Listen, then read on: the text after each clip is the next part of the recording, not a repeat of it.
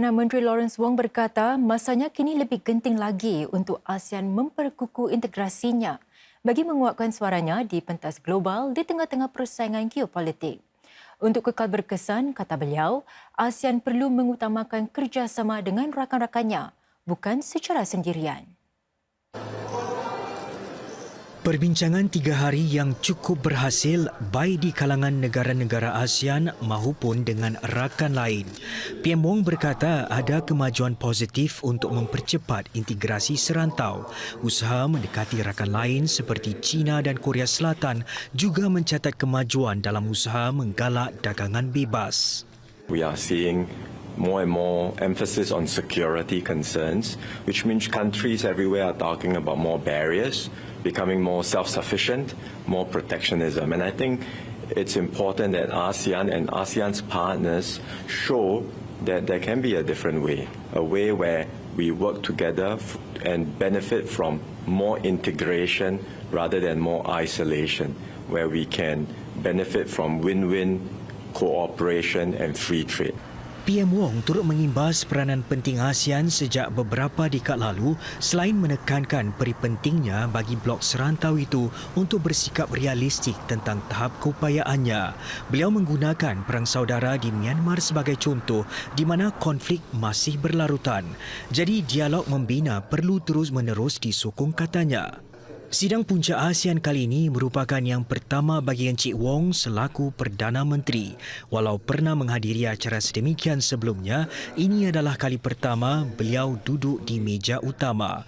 PM Wong berkongsi interaksi dengan para pemimpin yang hadir paling bermakna, terutama dalam meningkatkan perpaduan ASEAN. A lot of the discussions take place outside of the formal meeting room itself, when we have informal interaction. Some of it through a bilateral, but a lot of it, in fact, takes place when we have breaks, when we have meals, and in 2 or 3 days, it's a very intense environment where the leaders are all together interacting with one another. And I found that to be a very useful opportunity to build the relationship with my counterparts.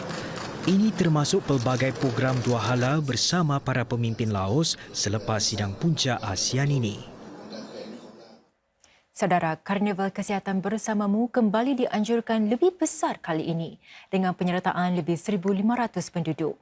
Edisi ketiga acara itu juga merupakan yang paling besar pernah dianjurkan.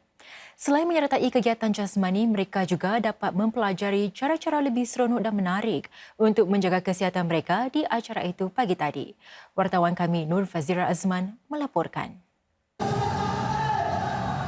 Seawal jam 8.30 pagi lagi, lebih 1,500 penduduk dari 7 kawasan di barat Singapura sudah berkumpul di Kelab Masyarakat Jurong Spring ini bagi Karnival Kesihatan Bersama.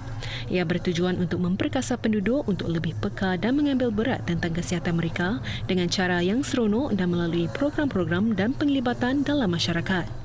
Cara hari ini merupakan satu peluang untuk kita menunjukkan kepada penduduk ada macam-macam aktiviti yang mereka boleh libatkan diri, ada pelbagai rakan kongsi yang boleh bekerjasama dengan kita untuk melakukan program-program yang bermakna untuk penduduk. Cik Rahayu yang juga merupakan anggota Parlimen GRC Jurong berharap selain kegiatan jasmani, para penduduk faham bahawa kesihatan itu juga merangkumi aspek-aspek lain. Penting untuk kita perhatikan elemen-elemen yang lain. Kita perlu tahu bagaimana untuk makan dengan lebih sihat. Kita perlu buat screening untuk memastikan yang kita juga sihat. Jadi saya harapkan dengan program sebegini, kita dapat melakukan lebih banyak usaha untuk menggalakkan mereka yang dalam masyarakat kita yang ingin kekal sihat mendapat sokongan dan bantuan yang mereka perlukan. Di samping itu, para penduduk Melayu Islam di Jurong yang mengikuti inisiatif Senang Senam juga meraihkan tamatnya program kesihatan sepanjang 12 minggu itu. Antara mereka yang meraih manfaat daripada program berkenaan adalah Cik Wahida Abdul Rahim, 61 tahun. Saya memilih program ini kerana dia setiap hari Sabtu dan kebetulan hari saya tak bekerja. Dia mengekalkan kesihatan saya, mengurangkan berat badan saya dan juga mengurangkan tekanan darah tinggi saya. Inisiatif Masyarakat Kesihatan Bersama Kendalian Sistem Kesihatan Universiti Nasional, Kumpulan Kerja Kesihatan Kawasan Jurong dan 16 rakan kongsi masyarakat ini sudah menjangkau lebih 550,000 penduduk dan kira-kira 1/5 daripada mereka merupakan penduduk Jurong. Warga emas kini boleh menjangkakan pusat penuaan aktif yang lebih baik sedang Kementerian Kesihatan MOH mengikrarkan lagi $140 juta untuk meningkatkannya. Ini adalah tambahan kepada dana $800 juta yang sudah pun diperuntukkan bagi menyokong pusat-pusat tersebut.